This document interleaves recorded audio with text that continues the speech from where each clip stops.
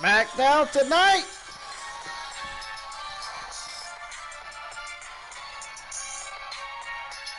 Smackdown tonight was somewhat okay. Half of the stuff on the show was not really that good. Now, the beginning of the show, the first hour of the show was great, but the ending of the show, the second hour of the show, was fucking complete garbage.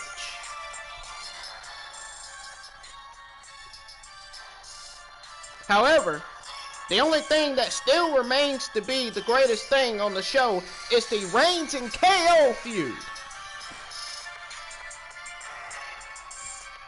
Now, we got Bianca Belair finally winning her first match on SmackDown on the main roster. And we got Dominik Mysterio getting wasted in his losing match against King Corbin. I don't know what the fuck that was about. Then we got a good old Daniel Bryan versus AJ Styles match that ended in a DQ.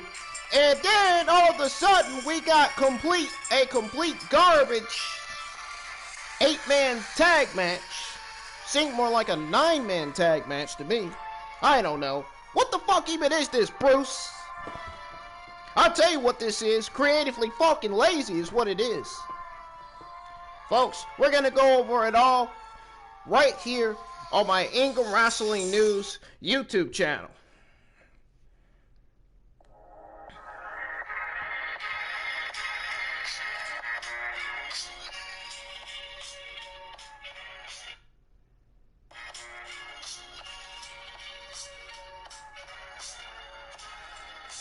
Ladies and gentlemen, I am Ingram Wrestling News' very own Brendan, here live with your January the 29th, 2020 SmackDown review.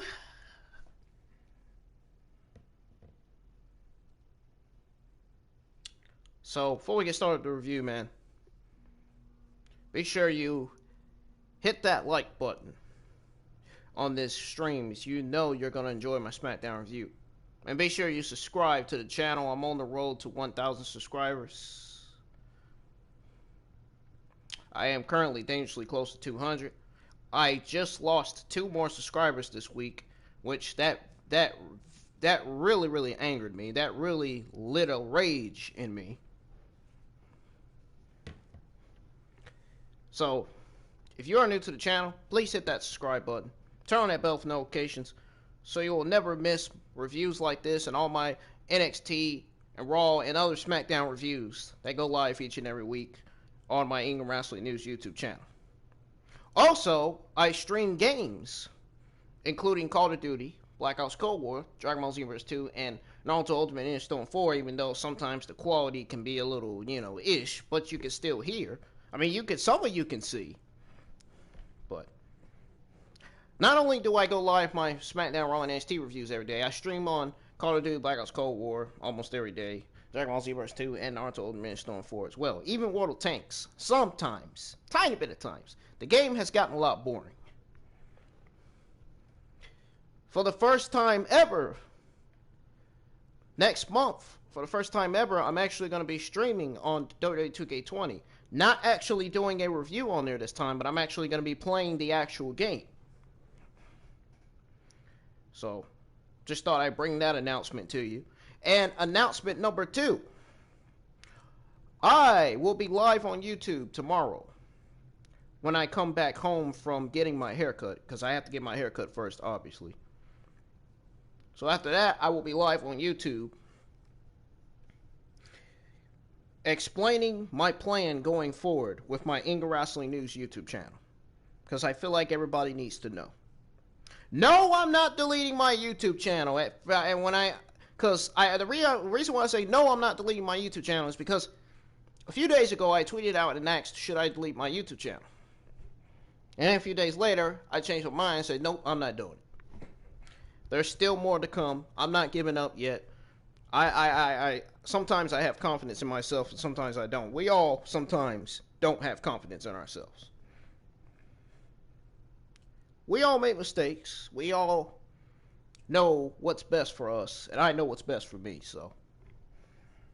Yes, I'll be live explaining my plan going forward with my channel. And, of course, before that, I got an Ingram Wrestling News video dropping on possible. I got an Ingram Wrestling News video dropping on WWE's possible big plans for Aleister Black's return. That's what I'm trying to say. I almost lost my thought for a minute. But yeah, I have an Ingram Wrestling News video dropping on WWE's possible big plans for Aleister Black's WWE return. And at the end of the video, I'm actually going to explain to y'all and tell y'all what I think should happen with Aleister Black's return. What I think, who I think Aleister Black should feud with when he returns. And I also think that he should be turned face. WWE should turn him face and give him his old theme back. Don't worry, we're gonna talk about all that in the video tomorrow. But right now, let's go ahead and get started with the review. So, the opening segment for tonight's SmackDown.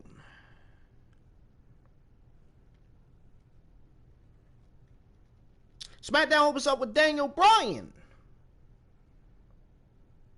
Surprisingly. I was surprised that this week's SmackDown opened up with Daniel Bryan already in the ring. I was surprised by that. He is, in fact, suited, thought, and not dressed to wrestle. Yeah, though he wasn't dressed to wrestle, obviously. He was in the ring to cut a promo. Duh. Ding dong. I'm sure you don't mind, Bayley. He welcomes everyone to the show. And the Royal Rumble weekend. He goes on to talk about how, while he has accomplished a lot in the WWE, he still has yet to win a Royal Rumble. The Royal Rumble allows you to main event at WrestleMania. And he knows how life-changing it can be to main event at WrestleMania. Now, it's important to him because he says that the event at WrestleMania, it could be to main event at WrestleMania. It's important to him because he says that he doesn't know how many WrestleMania moments he has left.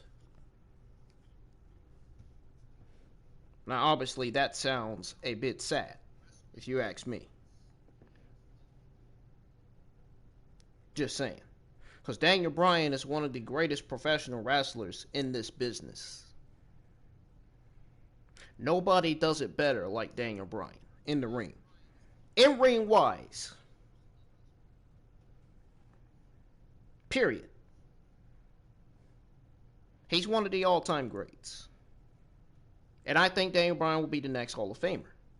Now, anyways, it's important to him because he says that he doesn't know how many WrestleMania moments he has left. He says that thanks to Chad Gable and Otis, he is ready as Bryan continues to hype up the Rumble. AJ Styles' music hits. Styles comes down to the ring. A Moose in towel. I'm going to call him Jordan because that was his original name. I'm not going to call him a Moose anymore. I'm tired of this fucking name, a Moose. I'm sick of this. I'm pretty sure you all are getting sick and tired of it too. This name just does not fit him. I think the name Jordan would have been a lot better. Bruce.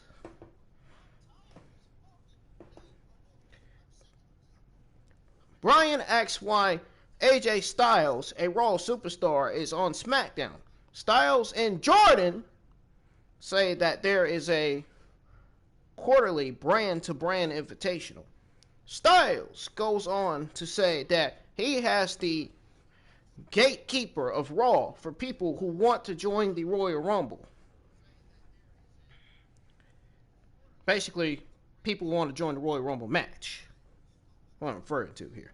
Styles says that Bryan isn't ready because he looks like a GM again in his sports coat. And Bryan looks like he has one foot out the door. Bryan challenges Styles to a one-on-one match. Styles says he's been getting ready by beating everyone on Raw, and he wants one more warm-up. He wants one more warm-up against Bryan. Styles shoves Bryan down, and Bryan looks to get back up.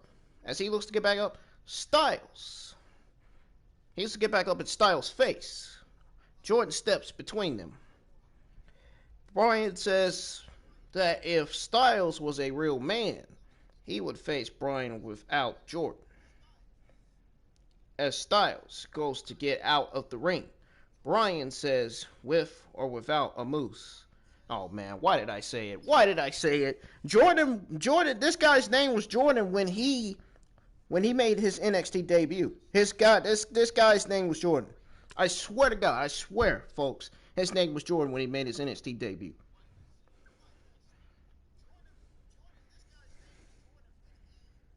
Oh, you mean tell me you changed his name because it's insulting Michael Jordan?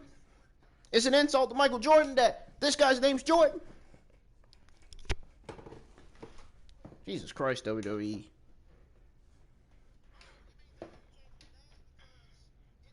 Anyways, Bryan says, with or without Jordan, I'm still going to kick your ass. Styles and Jordan leave the ring.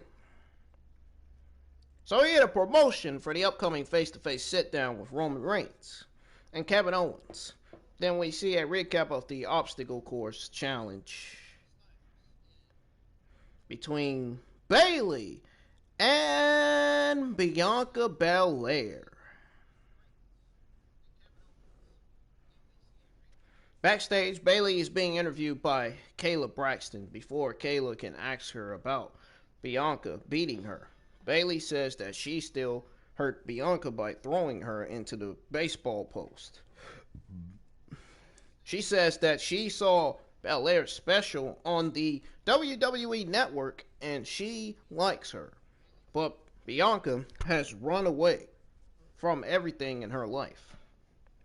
And she can't run away from Bayley. Her match with Belair happened on the show tonight. I tell you right now, it was a great match. So, it said her match with Bayley would happen next after a commercial break. So, back from commercial, we got Bianca Belair versus Bayley. Now, Belair immediately pins Bayley in a corner, and the referee forces a break. Belair hits a scoop slam on Bayley. Bayley gets back to her feet and takes down Belair by attacking a shoulder. Belair catches Bayley in a suplex, pinning her for 1 count. Bayley kicks at Belair, then clubs away at the back of Belair's head. Bayley tosses Belair to the mat, then hits a sliding clothesline, pinning Belair for 2. Bayley goes back to Belair's injured shoulder, covering her for 2. Bayley grabs Belair's hair, using it to taunt Bayley.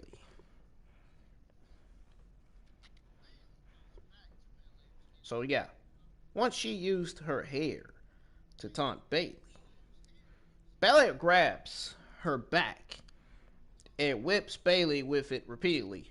Belair shoves Bayley hard. Oh yeah, definitely, she shoved Bayley hard. When I mean she shoved Bayley hard, when I really mean that she literally shoved Bayley hard, like she shoved her so hard to the turnbuckle that Bayley almost looked like she suffered an injury going to that turnbuckle. That's how bad, that's how fucking hurtful and bad it was. So bad, Bayley looked like she might have injured one of her body parts. Seriously. Seriously. For real. That's how bad, that is how bad she hit hard into that turnbuckle. Bayley rolls to the apron and kicks at Belair's injured arm, creating separation. I hope Bayley's okay, by the way. Belair takes Bayley back down with a dropkick and a standing moonsault. Pinning her, Bayley gets her foot on the rope, breaking the pinfall attempt at 2. So then Bayley rolls out of the ring, and we go to commercial.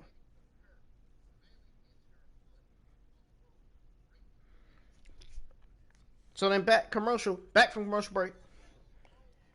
Belair covers Bayley for 2. Belair's basically taking control.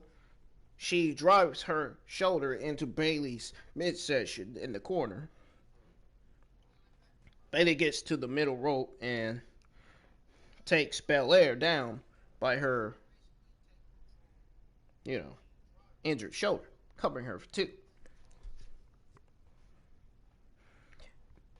Now, Belair rolls Bayley up, but Bayley rolls through and catches Belair with a knee to the face, pinning her for 2. Bayley climbs to the top rope and hits a diving elbow drop on Belair for 2. Belair catches Bayley, rolling her up in a crucifix pin for 2. Bayley rolls up Belair, but Belair powers out at 2. Goes to show you how powerful Belair is in the ring. Belair tries for a backslide, but Bayley blocks. Belair hits Bayley with a right hand, sending her to the mat.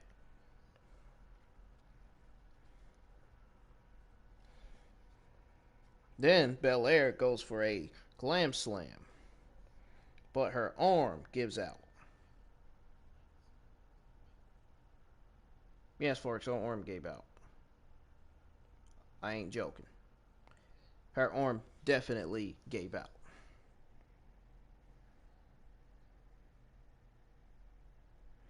Bayley runs at Belair in the corner. Belair hits a KOD on Bayley, pinning her for 3. Man, that KOD was massive on Bayley. That KOD was, like this for an example. This you're seeing on the screen for an example. KOD. That was freaking massive, man. A massive KOD. Not like that crushed Bayley's abs. Oh, man. Shit's crazy. So, yeah, again, Belair hits a KOD on Bayley, pinning her for 3. That was it, basically. So, this was a good, solid match. I watched it.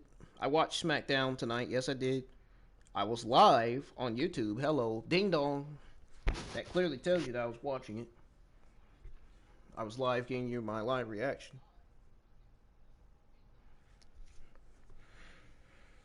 This was a good, solid match, man. I really enjoyed it. I really enjoyed it. Belair finally got her win over Bayley after being on the losing streak for 4 weeks in a row. This is the biggest win of her career. So don't ruin her, Vince and Bruce. Which I know you're probably going to do anyway, because you're a bunch of fucking geeks. Yeah, I get it. You guys are a bunch of fucking idiots. That's why you're going to ruin her, because you're a bunch of idiots.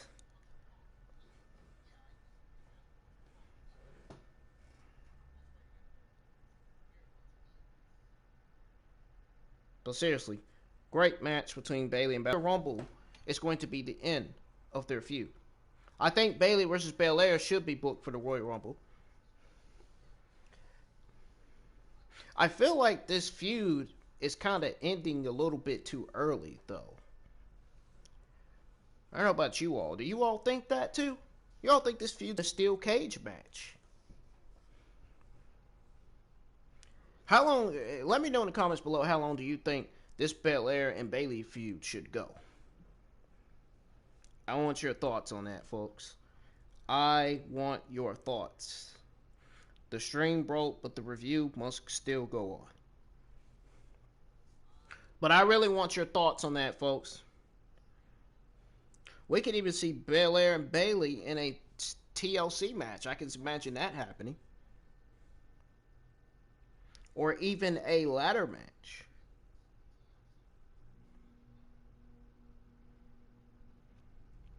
But seriously, this was a fantastic match between Belair and Bayley. I feel like this is not far from over between these two.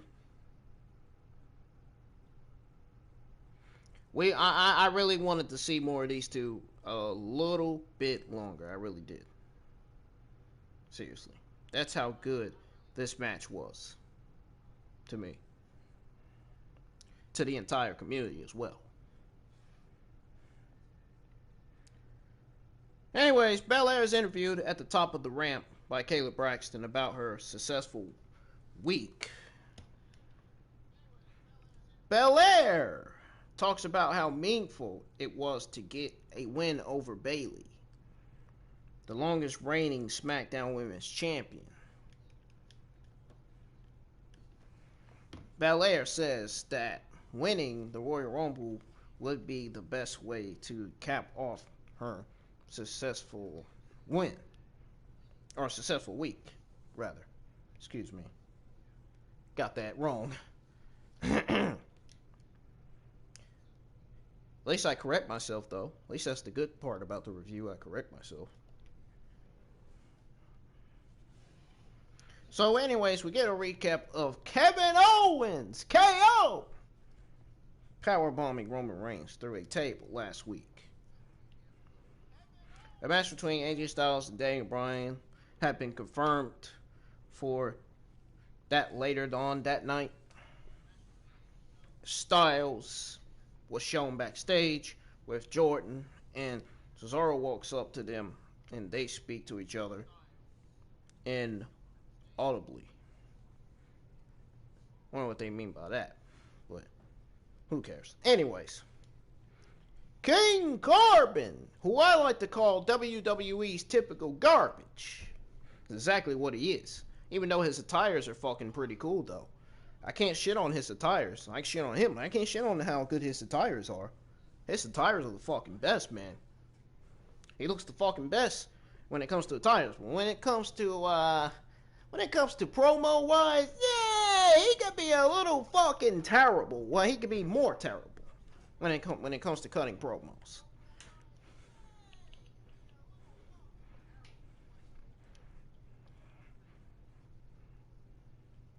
Yeah. I don't think anybody wants to see a slow Baron Corbin in the ring. Or a fast Baron Corbin in the ring. Especially the fact that we got King Corbin versus Dominik Mysterio for the 4,000th time in a row. Oh my goodness, when is this feud going to end? Man, I don't think this Rey Mysterio, Rollins, Corbin, Dominik feud is ever going to fucking end, or however you want to call it. Oh my goodness. My question is, where is Murphy? We hadn't seen Murphy for like 3 to 4 weeks. Is he taking a vacation? Is his country have travel COVID-19 restrictions or something? Where's he been? We haven't seen him on the show for like 3 or 4 weeks, man. What's going on? I feel like it's been more than 4 weeks we haven't seen him on the show. Does anybody know? Anybody got the latest news on what's going on with Buddy Murphy? I know I don't. Oh my goodness.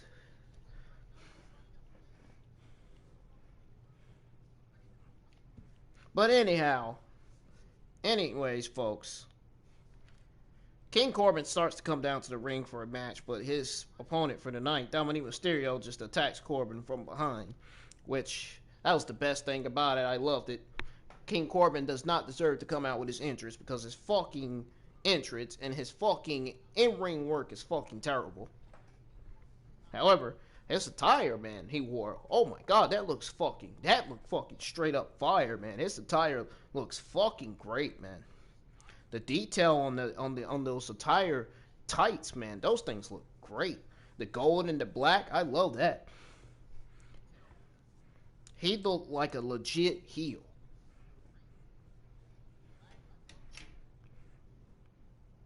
Of course, we all know he doesn't look legit with his promos.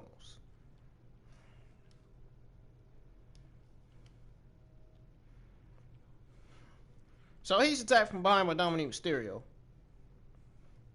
He stomps away at Corbin, and the refs come down to separate, to separate them. And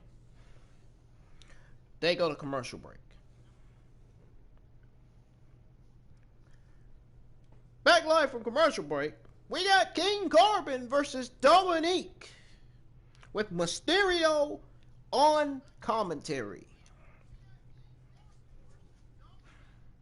Match is on the way. King Corbin drives Dominik into the corner, but fights out.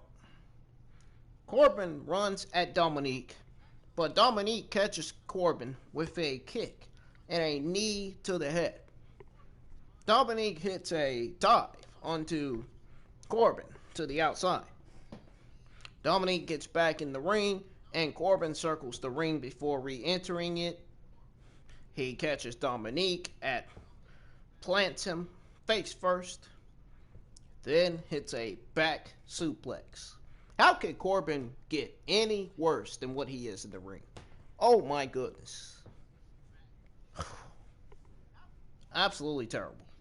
Anyways, Corbin picks up Dominik, then lays onto him with a right hand, knocking him to the mat. Corbin picks up Dominik, hits him with another right hand, and a splash in the corner. Corbin runs at Dominik in the corner, but Dominik dodges. Had to be straight up hilarious and honest.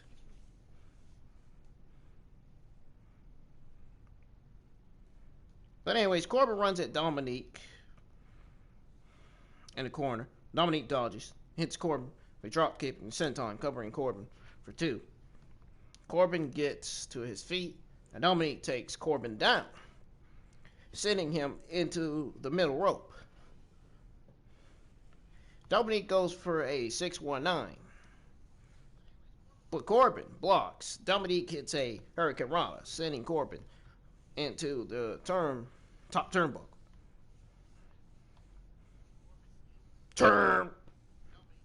Dominik hits Corbin with a DDT, pinning him for 2. Corbin rolls to the apron. Dominik goes for a dropkick on Corbin to the outside. Corbin dodges and picks up Dominik, tossing him onto the top rope. Corbin hits Dominik with End of Days, covering him for 3. Sorry about the broken string. I apologize for that, folks. It didn't do it on Call of Duty yesterday, so why is it doing it on WWE 2K? I don't understand this shit. Really. Anyways, This match was absolutely fucking boring. Dominik did most of the work in the ring. They have absolutely zero chemistry whatsoever. I don't give a fuck what half of the fucking geeks in the IWC has to say. This fucking shit was fucking terrible. Holy shit.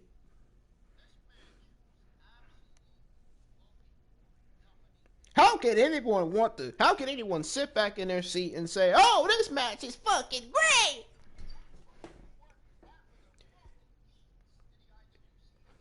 If you're supporting this match and you said it's fucking great, you gotta be a complete fucking idiot. Seriously. You really do. You gotta be a complete fucking jackass asshole. Seriously. You gotta be a complete fucking idiot, or a complete retard, a complete fucking moron for thinking this match is great. Because it wasn't. It's a complete trash. Complete waste of everybody's time watching.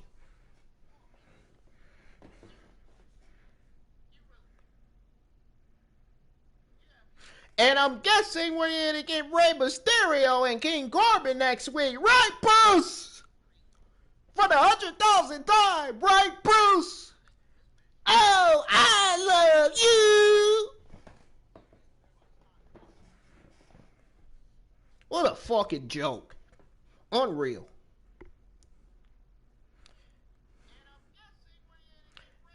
And I'm guessing this feud just went down the same road with the feud with Seth Rollins, right? You know, the Monday Night Messiah for the greater good, right? Not greater garbage, anyway. They must have forgotten about Ray saying about him knowing someone to handle Corbin. Remember that? Oh, man. Remember? Last Friday, Rey Mysterio said he needs a priest. He was referring to Damian Priest, right, Bruce? Oh, man. Somebody please give me a pen and pencil and write the date of that day of last Friday when Rey Mysterio said that he needed a priest. Please, somebody give me a pen and pencil. So I can write this shit down. Oh, man.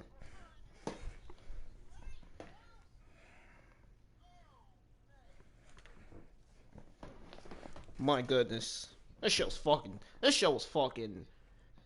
The first hour of this show, man. The second hour of this show was fucking terrible, man. Seriously. The middle of this show this was the middle of the show. King Corbin versus Dominik was the middle of the show. It was fucking terrible. Middle and the end of it. Beginning was going solid.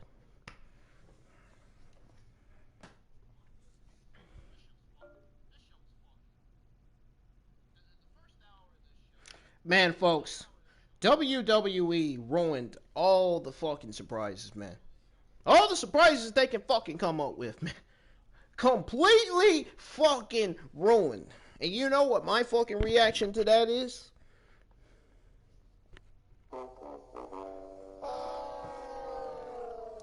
Bro, Bruce and Vince, you just don't know how to fucking handle a Royal Rumble pay-per-view. You don't even know how to fucking write a Smackdown or Raw Go-Home show.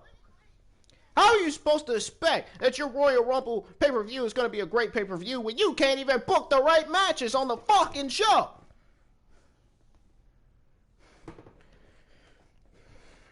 You can't even, you don't even, you only got one match on the fucking card for the Royal Rumble. You only have one match announced for the Royal Rumble. Or actually 2 matches announced for the Royal Rumble.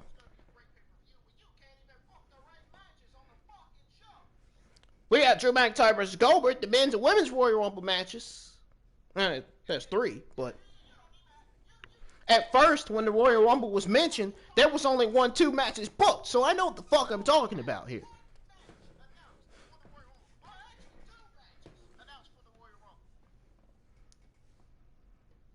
Jesus Christ. And then, they're talking about the WrestleMania 37. They already got all that stuff booked, which obviously they should have matches booked for that. They should have WrestleMania 37 ready to go, you know? But seriously, man, WWE just completely ruined all the surprises, announcing 1 and 2 for both Rumbles, spoiling Edge's return. Edge wasn't even advertised for fucking Raw. He wasn't advertised for this week's Raw. Why did you need Edge on the show? Edge is not even rumored to win the Royal Rumble. So I don't know why people are saying Edge is going to win the Royal Rumble when he clearly is not. It's Daniel Bryan. Daniel Bryan. Daniel Bryan. I feel like I'm gonna say this 100,000 times like a fucking complete robot. Seriously. I feel like the android Charlotte Flair when she fired back at fans on Twitter, complaining, saying that she's this, she's that, and all. You know what I'm saying? Clearly, it's Daniel Bryan winning the Royal Rumble. Ta-da! It's Daniel Bryan! WWE just doesn't want to fucking admit it. They don't want to tell us that it's Daniel Bryan. They want us to figure out whether it's Daniel Bryan or not. It's Daniel Bryan winning the Royal Rumble, folks. It's no shock. It's Daniel Bryan. WWE just doesn't want to tell you it's Daniel Bryan. I know it's got to be Daniel Bryan. If it ain't Daniel Bryan, oh my goodness. All hell's going to break loose. I'm going to fucking scream. I think my head's going to implode like a volcano. I'm pretty sure my good old buddy JD from NY's brain's probably going to implode too. We find out it's not Daniel Bryan winning. I'm going to be fucking pissed off. Seriously. No shit. I swear to God, if it ain't Daniel Bryan, I'm going to throw this remote control at the fucking TV. I'm not kidding. And didn't Daniel Bryan said that he doesn't have much left in him as a wrestler, as a full-time wrestler? Didn't he say he was going to be a part-time wrestler soon? Did he not say that? So I think giving Daniel Bryan the title opportunity would be his last run as a full-time competitor. And I think the way to go about it is to put Daniel Bryan versus Roman Reigns at WrestleMania 37 and have Roman Reigns retain his Universal Championship over Daniel Bryan. That way, Daniel Bryan can now move on to being to not being a full-time competitor to now being a part-time competitor.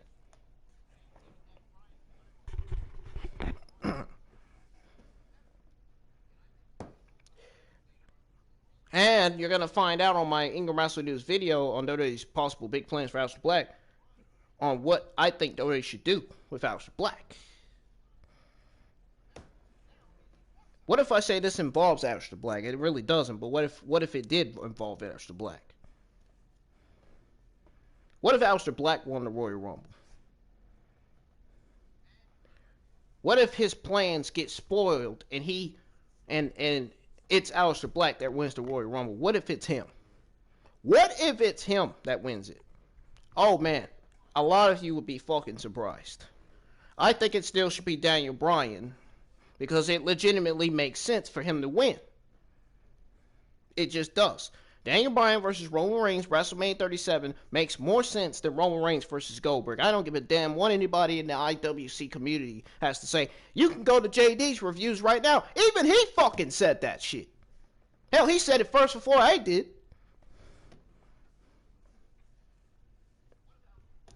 Even my followers on Twitter said that Roman Reigns versus Daniel Bryan is the better way to go. It's a better matchup than Roman Reigns versus Goldberg. Even some of the people that I've seen on Twitter even said the same thing. So that's how I know I'm right.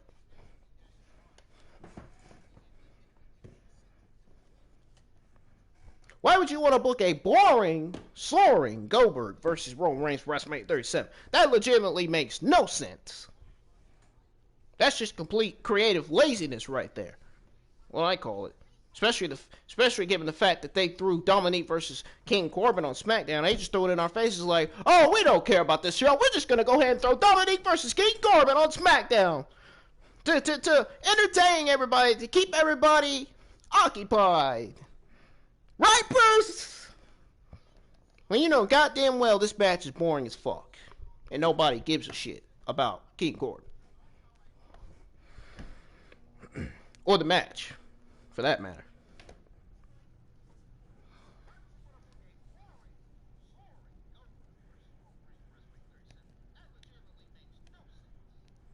But they ruined all the surprises. They spoiled Edge's return.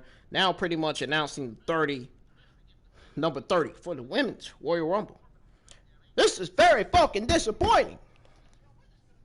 This is really disappointing, folks. It really is. This shit sucks. This shit sucks, man. Seriously. This shit is so disappointing, man. It really is. I'm moving on, folks. I got no more to say about Dominik versus King Corbin. Now,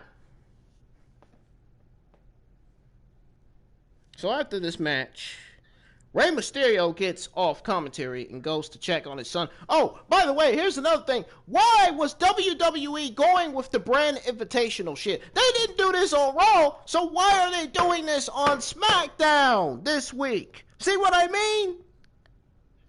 They didn't do Bryan Invitational on Raw, they did it on SmackDown. Oh, you mean to tell me because Bruce and Vince made that decision at the last fucking minute? At the last, 5-6 fucking hours? Jesus Christ. Give me a fucking break. Somebody fucking give me some ice cream. Oh my Jesus Christ, man. Seriously. So Rey Mysterio gets off commentary and goes to check on his son. Corbin catches Rey, but Rey escapes his hold and pushes him into the steel steps. Backstage, Big E is talking to Sonya Deville, which WWE seems to not be doing anything with. What are they doing with this woman? Oh, the reason why she's Adam Pearce's so-called, I don't know, extra GM or whatever. You mean tell me they're not doing nothing with her because her trial with her stalker's coming up? Is that why they're not doing anything with her? I think that's why they're not doing anything with her. I mean, especially given the fact that I've been hearing the news about her, about the restraining order extending. I heard some news about that. I don't know if any of you heard news about that or not. Yeah, the restraining order was extended. It was. That's all I can say about that. I'm not going to go any further information on that. I don't even want to mention that prisoner's name. He deserves to rot in hell and go to jail for trying to rape or kidnap Sonya Deville. Whatever the fuck he did. I don't even want to fucking care about it. I care about Sonya Deville, though. Manny Rose. I just don't care about that fucking prisoner. So, Rey Mysterio went to go check on his son. Corbin catches Rey, but Rey escapes his hold and pushes him into the steel steps. Backstage, Big E is talking to Sonya Deville, tries to Barbie her. I thought it said Barbie. Ha! That's funny. So he tries to Barbie her with $1 and an Arby's coupon to try and get his number reviewed early. And then we got Miz and Morrison showing up. One of the two reasons why Raw is at an all-time low every week, because of the dirt sheets at Miz TV, because of the Miz and John Morrison. Yeah, those two that ruin the Raw ratings every week. Yeah, them. Big E asks why they are on SmackDown. That's what I want to know. Why the fuck are they on SmackDown? Oh, that's right. Because of the Bryan Invitational. All because of the decision by Vince and Bruce. Jesus Christ. Shit sucks. He talks about how the upcoming confrontation between Roman Reigns and Kevin Owens brought The Miz with his briefcase to SmackDown. Big E gets in The Miz's face. But John Morrison jumps him. Big E fights off Morrison and Miz. But the refs break them up. What the fuck is this? Obviously, this was leading to a Part of this was leading to a 6-man tag match, which I did not want, which nobody asked for. Bruce!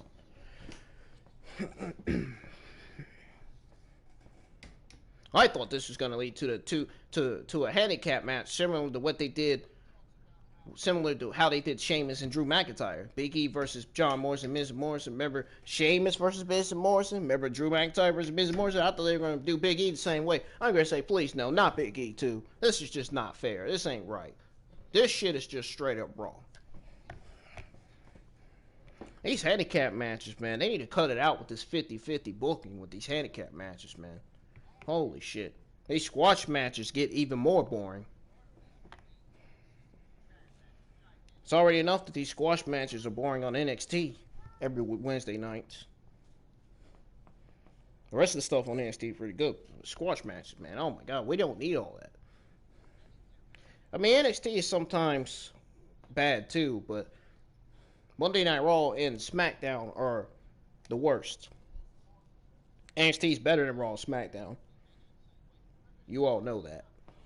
And you all know why. NXT is my favorite brand in all WWE. And I hope they continue to be better than Raw and SmackDown and show them that the younger talent is better than the talent that Raw and SmackDown currently has. I mean, I know that's a little disrespectful, but I'm just throwing it out there. So we got a commercial break. Back from commercial, and we are told that Natalya will face off against Tamina on WWE Backstage. Who fucking cares? Nobody gives a shit about Tamina or Natalya. Why? That's the last thing we want to hear before something else worse happens on the show. That's the last two names we ever all wanted to hear. Tamina and Natalya? Oh, Jesus Christ. This show sucks. I never thought I'd say it until now. Oh my Jesus Christ. This show sucks. It sucked. The ending of it sucked. So we see a recap of Sasha Banks beating Reginald last week, leading to her upcoming title defense against Carmella.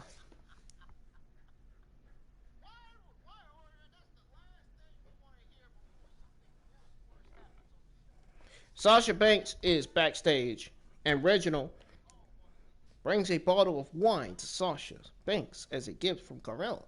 She asks Reginald about which wine would go best with Carmella losing her match, and she hands the wine back to Reginald. Thought Sasha Banks was going to take him to her locker room and have some fucking sex with him. What I thought. But she played it right. She played it right. He was buying into her. Well, she would not let him take advantage. She played it right, man. Oh yeah, she really played it right. She did really good. We got a recap of the matches between Kevin Owens and Roman Reigns. That's the only thing I want to hear, because that's the only best things going for SmackDown, this Reigns and KO feud. Including Roman beating Owens at TLC in a steel cage and tossing him off of a platform in the Thunderdome. Then the showdown between Roman and Adam Pearce. The war of words between Owens and Reigns was up right after a commercial break.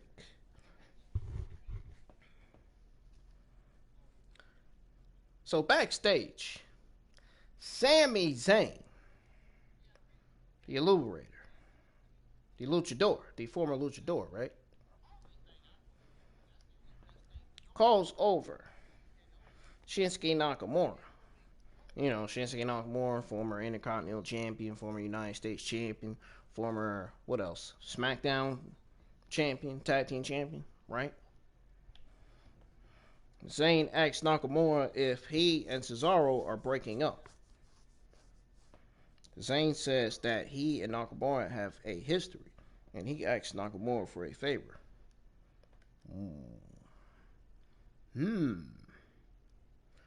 He asked him for a favor. He says that he needs to win his Intercontinental Championship back from Big E. The Big Big E. He says that teaming up with Zayn would be best for Nakamura as well, because Nakamura was at his best when he was with Zayn. Ooh, that's some cold words there. Nakamura tells Zayn to go to hell. That's funny. That is absolutely hilarious, man. Just like that article I saw on Ryback enraging Vince on telling Vince that he looks like his brother. He's a lot like his brother. Oh, man. I saw that ringside news article on that, man. I saw it. I was just laughing like a motherfucker, dude. It was fucking hilarious. You know Ryback and Vince have a history between one another when it comes to exchanging arguments. None of us probably don't care to hear it.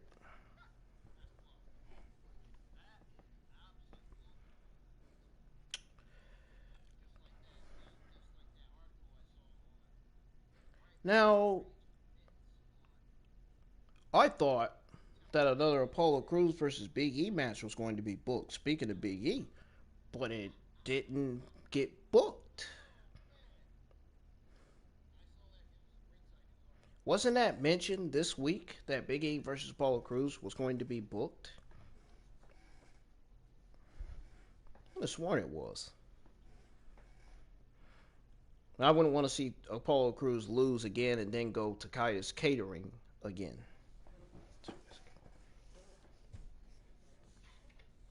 And he's already in Titus Catering because he was kept off TV this week. He wasn't on the show.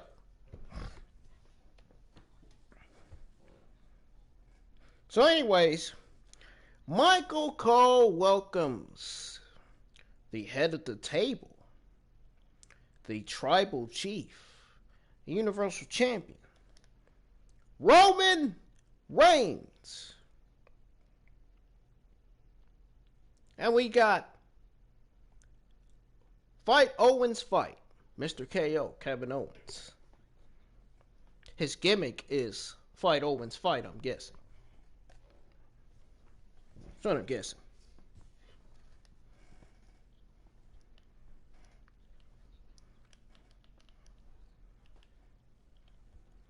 Or his gimmick could be fight. Fight, fight, fight. But anyways, he welcomes Roman and Kevin Owens to their interview. Cole asks Owens what will be different this time to ensure that he wins the championship. Owens says that nothing that Roman or his family can do will stop him from getting back up over and over.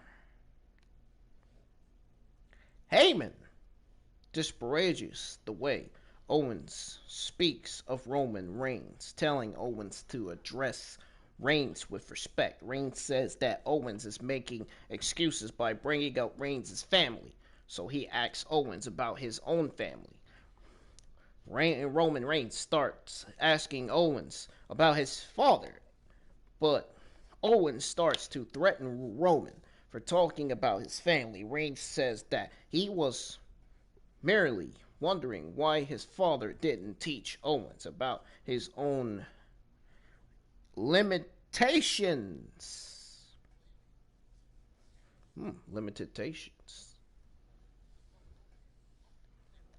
Limitations. That's a great word to use in a segment. Limitations. In an interview. Anyways. He merely wondering why his father didn't teach Owens about his own limitations and that he doesn't belong in WWE with Roman. Reigns says that Owens will never be Universal Champion again. Serena, welcome to the chat. I saw your comment. But he doesn't.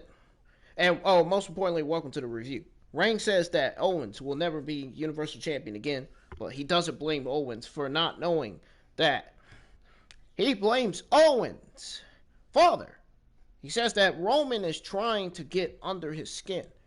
So he tells Roman to watch what he is saying about Owens' family.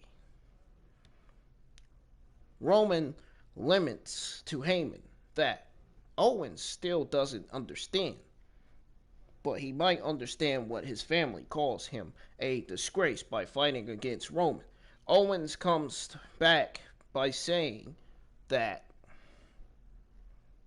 his family would want him to fight Roman Reigns. He says that Reigns is just an insecure bully. I thought he was going to say more like Roman Reigns is an insecure bitch. That's what I thought he was going to say. Owens says that his family would be proud of him. Before he can finish talking, Roman grabs a remote from Heyman and turns off his video feed.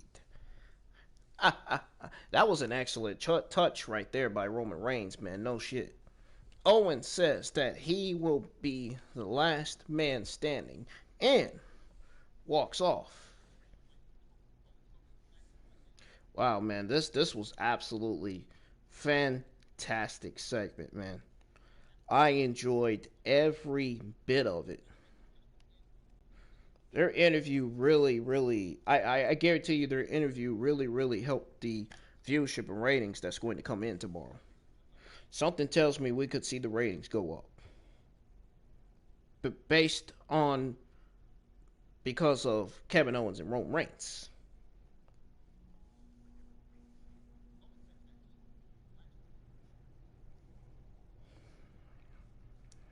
This was a really good interview, man. I enjoyed it. I hope you all enjoyed it too when you watched it. And I hope you paid close attention to how Roman Reigns actually picked up that remote.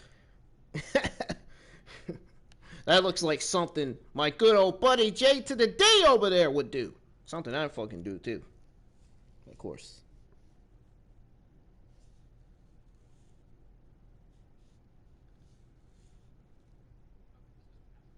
This was really good. Kevin Owens and Roman Reigns, they were absolutely spectacular, man. You could just tell the emotion from Kevin Owens, Roman's words poking and prodding at Owens till he finally just snapped. You could tell all that shit was fucking fantastic. Just an all-around incredible segment, man. It was absolutely glorious and phenomenal. Sorry, Rude, no offense. I had to use it. Sorry, Rude, I stole your word. This match is going to be unbelievable at this Sunday's Royal Rumble. It's probably going to be the only match that steals the show. It's going to be the only match that steals the show, man. This Royal Rumble pay-per-view is going to be a complete disaster. Whoever wins the men's and women's Royal Rumbles should either be ashamed of themselves or should realize that they got an opportunity to challenge either titles.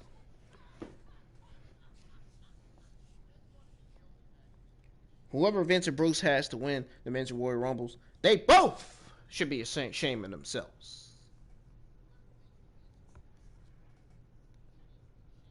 Not just WWE Creative Management, but Vince and Bruce as well.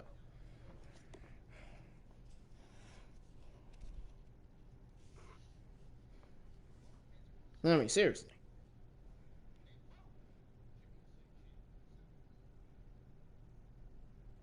Anyways, that's all I got to say on that. Roman Reigns is doing the best work of his career, and he continues to do so. But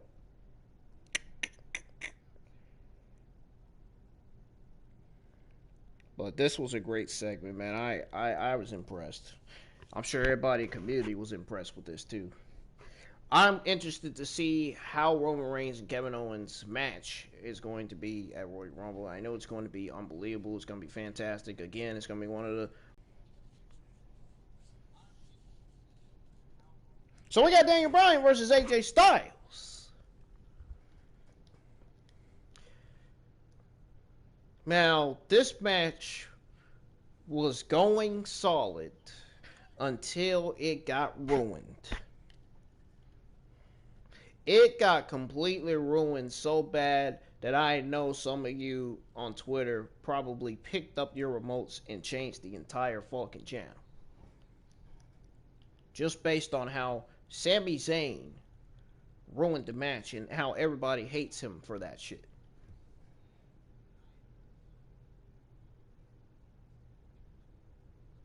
Now, I for one hate him because he did that. For the fact he did that. 2, that gave WWE an opportunity to book a 6-man tag match, which I didn't like. 3, it was almost getting ready to be an 11th man tag match. And oh my god, that would be worse. That is one of the beyond worst creative decisions I would ever fucking see. Just like Goldberg winning the WWE title is the worst creative decision ever. Fuck Bill Goldberg. Hashtag fuck Bill Goldberg. Seriously. Fuck Bill Goldberg!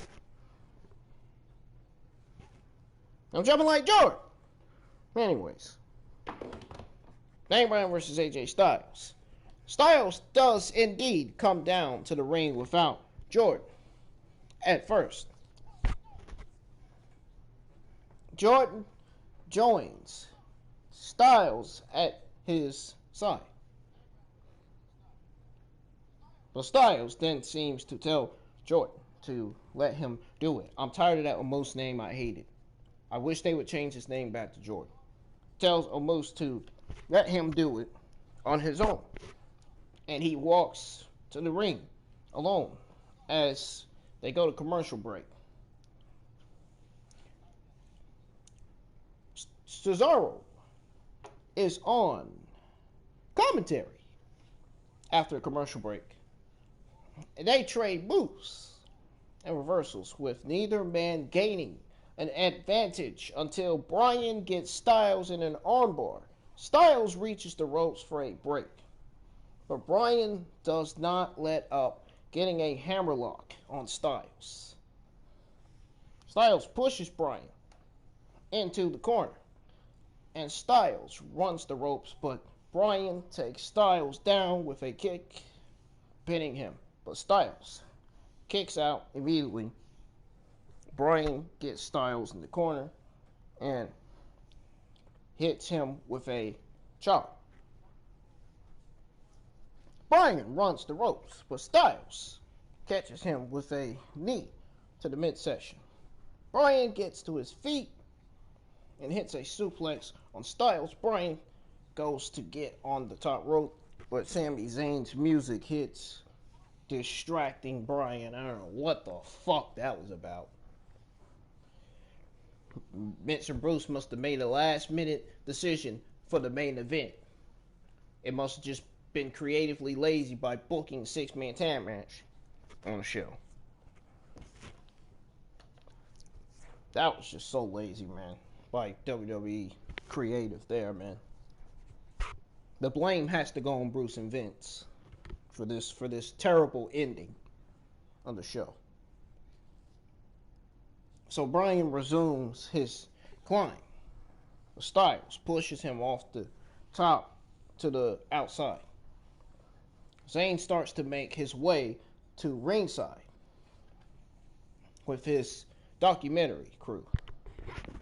Styles goes to the outside and whips Bryan hard into the steel steps. Then they go to commercial break.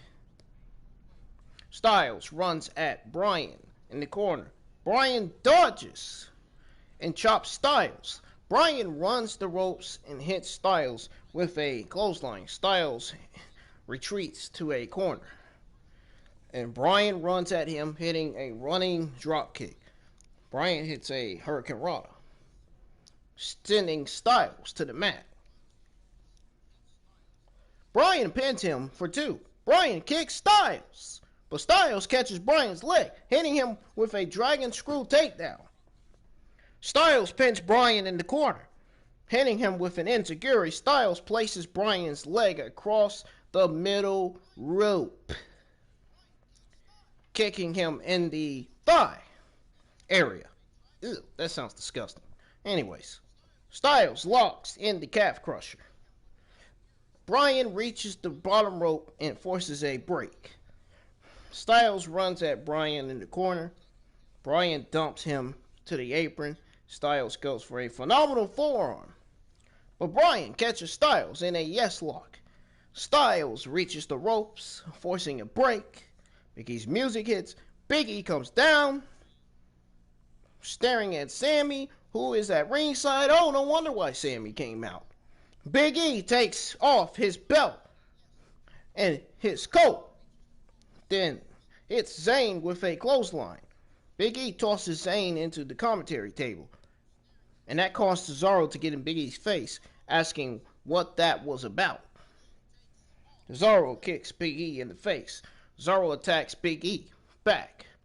Zayn gives marching orders to Cesaro, but Bryan hits a dive to Sami Zayn and Cesaro, taking out Big E in the process. Styles goes out and grabs Bryan, tossing him back into the ring. Sami Zayn comes into the ring and attacks Bryan, and this has caused a DQ. So Bryan basically won by disqualification.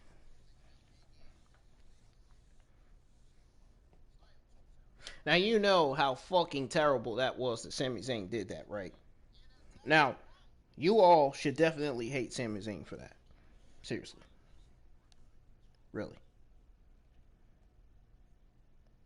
So, Sami Zayn and AJ Styles attack Bryan, and Cesaro rolls Big E back into the ring. Before attacking him, Shinsuke Nakamura's music hits, and Nakamura runs down for the save. Nakamura, Bryan, and Big E are able to fight off Cesaro, Zayn, and Styles, and they go to commercial.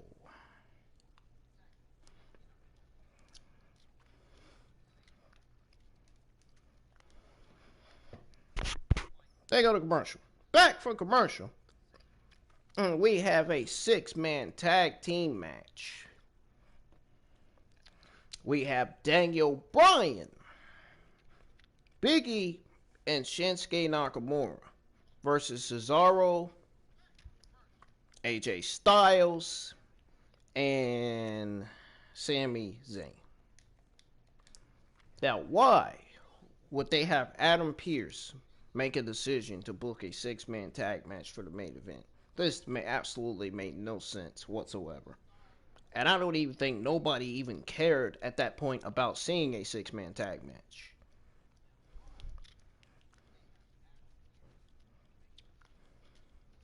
Why didn't they just let Daniel Bryan versus AJ Styles continue? I would rather see AJ Styles versus Daniel Bryan than to see a 6-man tag match and a 9-man tag match.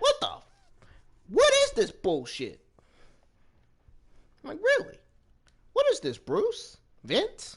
Come on, guys. This is not what us as fans want. We don't want to see this garbage on the show, man. We want to see real shit. We want to see good matches, good segments, interviews. And we come at the end of the show to see this. To see all this, what I'm looking at on the screen. 6-man tag match? You gotta be complete fucking kidding me. You gotta be completely kidding me, man. Seriously. WWE, Vince and Bruce Krabs should be ashamed of their fucking selves, man. Making that ending look terrible like that.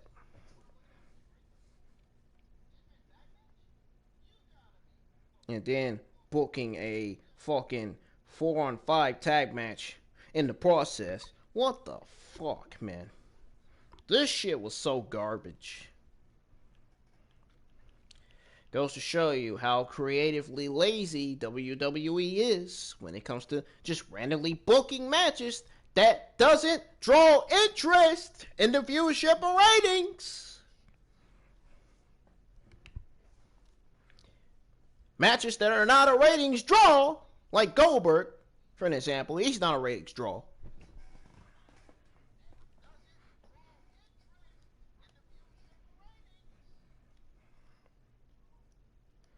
I can tell you right now, Miz and Morrison, they're not a ratings draw either. I mean, why would anybody want to call Miz and Morrison a ratings draw?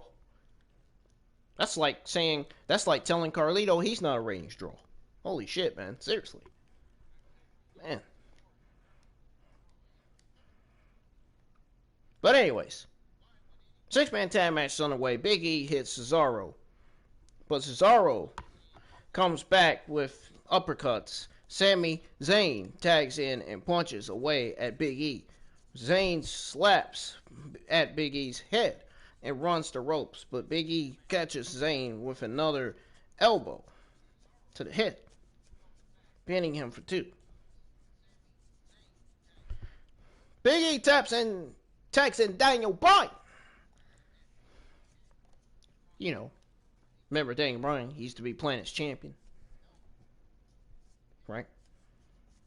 Bryan strikes at Zayn, then tags Big E back in. They hit a double hip toss on Zayn, and Big E pins him for 2. So then Big E tags in Zayn and holds Zayn's arm, letting Bryan hit a diving elbow to it. Zayn fights back with a chop block and tags in Styles. Styles slams Bryan's knee into the ring post repeatedly. I wanted to see more of Daniel Bryan versus Styles. Everybody in the community wanted to see Daniel Bryan versus Styles. Continue. Not let it fucking end in a DQ. Fuck is wrong with you, Bruce and Vince? Fuck is wrong with the referees, man? Not doing their fucking jobs. Jesus Christ, man. Referees are fucking losers.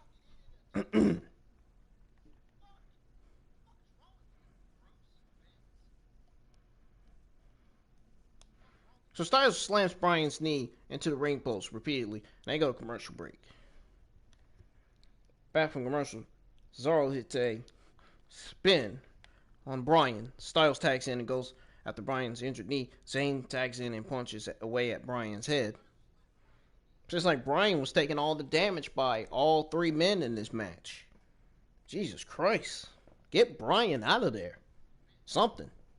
Zayn picks up Bryan and sends him face first into the turnbuckle. That's what I was originally thinking when I saw the 6-man tag match. Get Bryan the hell out of there. Zayn places Bryan on the top turnbuckle. Zayn goes for a superplex, but Bryan fights him off. Zayn hits a missile dropkick onto Zayn. Nah, I'm just joking. Zayn hits a missile dropkick onto Bryan. Or should I say Bryan hits a missile dropkick to Zayn.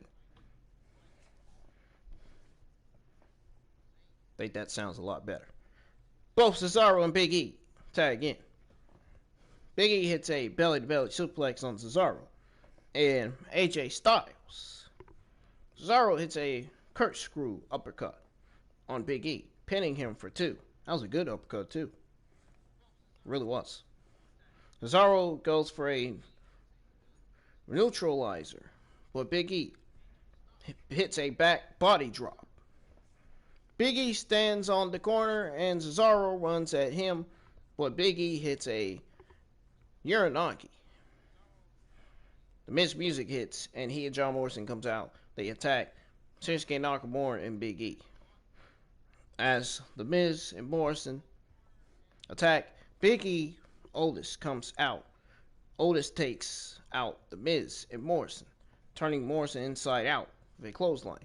Then hits a double caterpillar on the Miz and Morrison, and they go to commercial break. Backline from commercial break, we got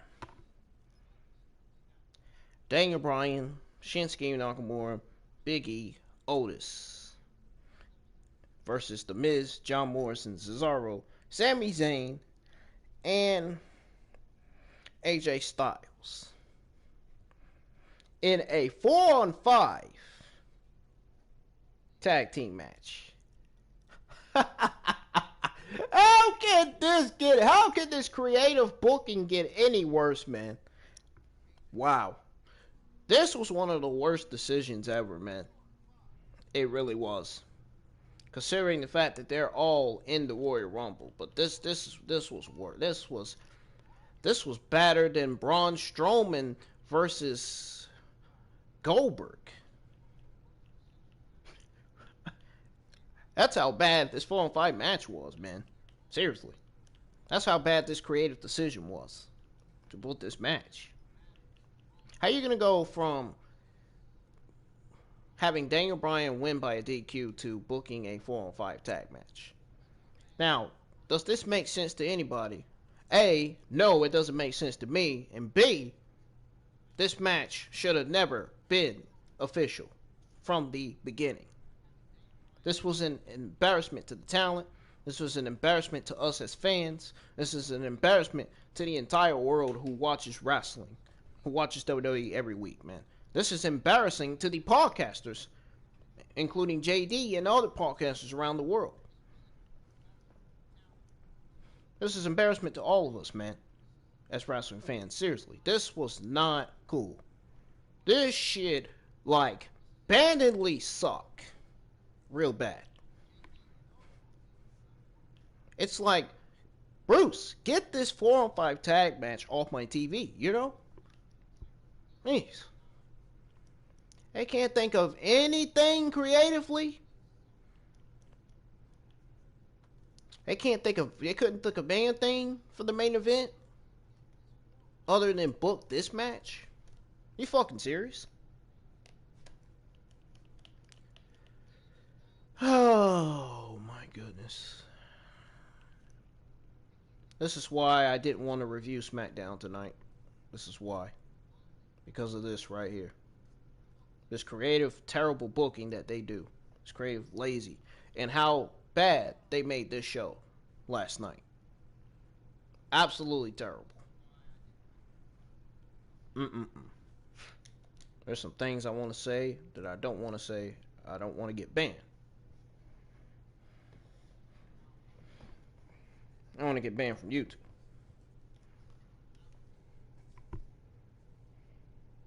But I tell you, there's some things I wish to say that I can't say on here.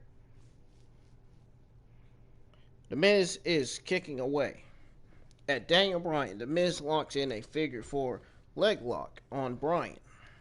Bryan pushes away at the Miz's head, and Miz releases the hold. Zayn tags in and hits a blue thunderbomb on Bryan, pinning him for 2. Cesaro tags in and he hits an elbow drop on Bryan. Cesaro hits a vertical suplex on Bryan, pinning him for 2. John Morrison tags in and pounds away at Bryan and kicks him in the face. Morrison picks up Bryan and tags in Miz, who kicks Bryan in the midsection. Miz tags in Styles. Bryan tries to fight back, but Styles stops his momentum. Styles tosses Bryan into the turnbuckle. Bryan ducks Styles, and both men run the ropes, then collide with double crossbodies. Cesaro, Styles, and Morrison take out Bryan's partner. So Bryan has no one to tag in. But Sheamus suddenly runs in and jumps on the apron. It looks like another last-minute decision by WWE right there. Another terrible decision. Bryan tags Sheamus, and Sheamus clears house. Sheamus clubs away at Morrison, but Zayn rolls him up for 2. Sheamus hits an Irish curse backbreaker, then locks in a cloverleaf. But Morrison breaks up the pin. Otis hits a slam on Morrison, but Cesaro hits a double stomp on Otis.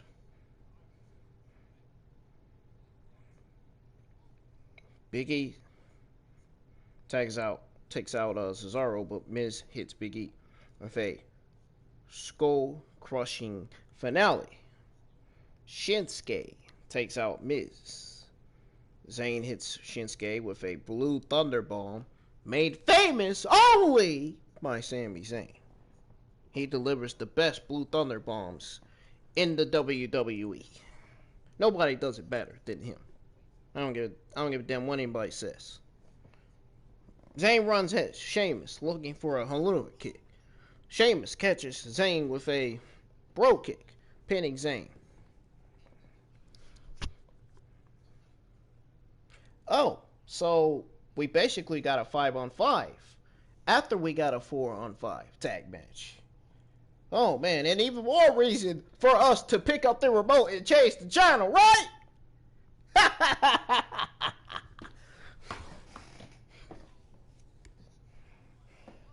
Miz and Morrison immediately attack Sheamus. Braun Strowman's music hits. Another great, just the very, very last minute decision by WWE before the show ends.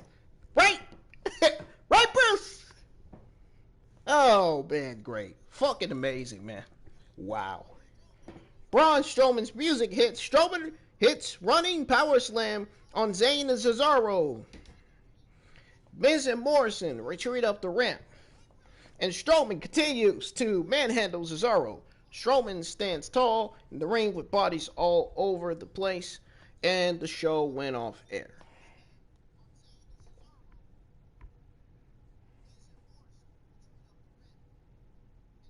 That was it.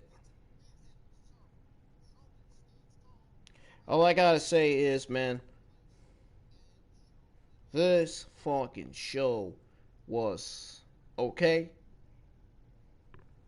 But I can't help to say that it had no build to the show. The show was a little entertaining, not that entertaining. As far as enjoyable to watch, the first hour of the show was enjoyable to watch. Bianca Belair versus Bayley and the Reigns and Owens feud was the only thing enjoyable to watch on television. Everything else on this show, outside of Bianca Belair versus Bayley and the Reigns and KO feud, was complete garbage. Sasha Banks was great. Sasha Banks was great. Bayley versus Bianca Belair, and again, KO and Reigns feud are the only best things that mattered on the show last night. Everything else did not matter. Not even Braun Strowman and Sheamus entering the ring didn't matter on the show. So, I gotta give this show a thumbs up. It was okay. And that's all I got to say. So, this is the end of your January the 29th, 2021 SmackDown review. I hope you enjoyed it. If you didn't, hit that thumbs down. If you did, hit that thumbs up. Now, real quick, before I end this, before I go real quick, I just want to give you my thoughts and comments on the Daniel Bryan versus AJ Styles match. I want to give you my thoughts and comments on that real quick because I felt like I forgot to give you my thoughts on it. My thoughts on the Daniel Bryan versus AJ Styles match: it was going good, it was going solid until it got ruined. I mean, to be honest, how come AJ Styles and Daniel Bryan couldn't just go till the end of the show and have a repeat of their classic Intercontinental Championship match? It was better than a pointless 6-man tag. It was better than a 4-on-5 tag, and it was most certainly better than a 5-on-5 tag, if you ask me. It basically went from 4-on-5 handicap tag to a 10-man tag. Everybody in the community, I'm sure, lost their fucking mind when they watched this show. It's like, dude, just end the show at this point, man. Like, really. And then, not to mention, only to find out that Braun Strowman's back. He's entering the ring, he's back. That gives everybody enough time to pick up the remote and change the channel and say, he's a fucking shit show.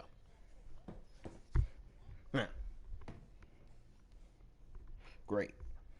Great. Our lies have just been realized, man. Folks, this was the worst episode of SmackDown. And I'm going to repeat myself a third time. Reigns KO, Bianca Belair versus Bayley were the only legit great things on the show. Everything else was fucking complete stupidity. We have witnessed another worst episode of SmackDown this year. I mean, honestly, folks, if this doesn't show you that this show was shorthanded tonight, then I don't know what to fucking say to you. I don't know what else to fucking say to you.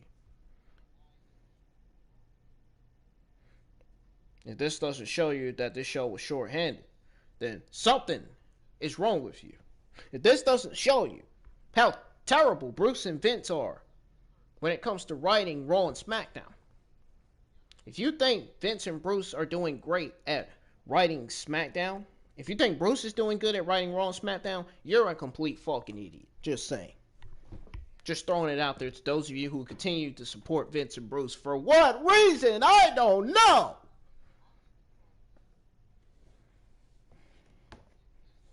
When you know you shouldn't be. Honestly.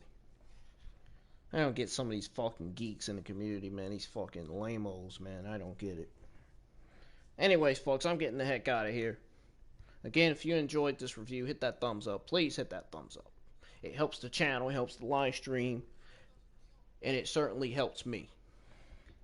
So, folks, it's time to wrap up. Serena, how are you doing? I see you in the chat, man. Thank you for joining me for my review, man. Thank you to everybody else who enjoyed me for my review, watched my review, who listened to me, man. I try to make my reviews the best reviews on the channel. I try to do it.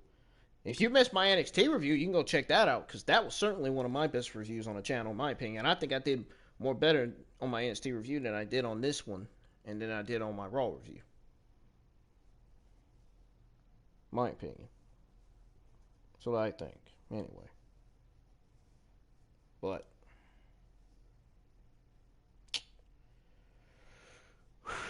that is all I think I have to say. I've already gave you my announcement, so I don't have to worry about that. Well,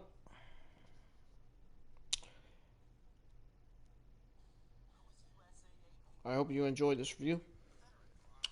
I hope you join me tomorrow for my I hope you join me tomorrow on my YouTube live stream, because again, I'm going to be explaining my plan going forward with my channel, and I'm going to be streaming some Call of Duty Black Ops Cold War probably after that. And you know I got an Ingram Wrestling News video dropping before my YouTube live stream. My Ingram Wrestling News YouTube live stream anyway. Has he really found a way to surpass an ascendancy? But then again, Saturday evening I may stream something else, because I do have 12 months of PlayStation Plus, so that means I can stream Naruto Ultimate Ninja Storm 4 doing online battles anytime I want. That means I can also stream Dragon Ball Z Verse 2 and do online battles on there anytime I want as well. Now here's what I'm thinking I'm going to do Sunday. I'm thinking Sunday I'm going to stream Dragon Ball Xenoverse 2 on Twitch this Sunday evening. And then Sunday afternoon, before that, I'm probably going to stream either some World of Tanks or maybe Dragon Ball FighterZ, because I am getting that game this weekend, starting right now. Obviously, I'm not getting back on Call of Duty. Actually, I am getting back on Call of Duty. I'm going to get back on here. I'm going to stream some Call of Duty for a bit, and then get off, go to bed. I kind of got some stuff I got to do today.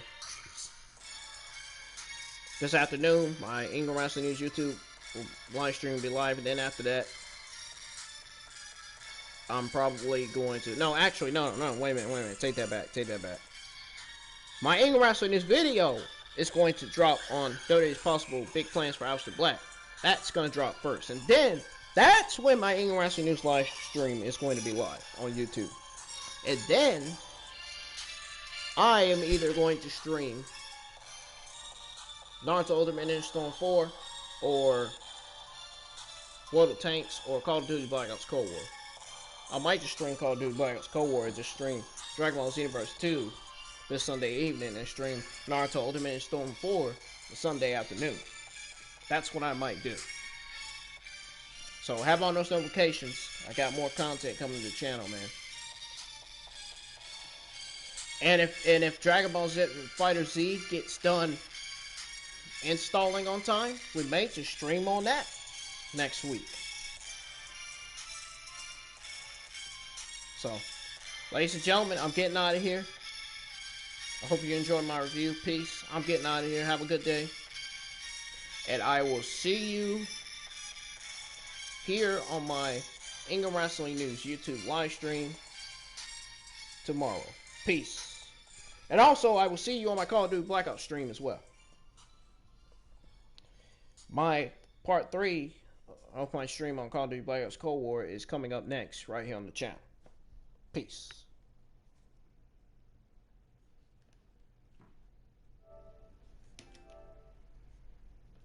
You all know I have autism. You understand. I'm sure. You know what autism is.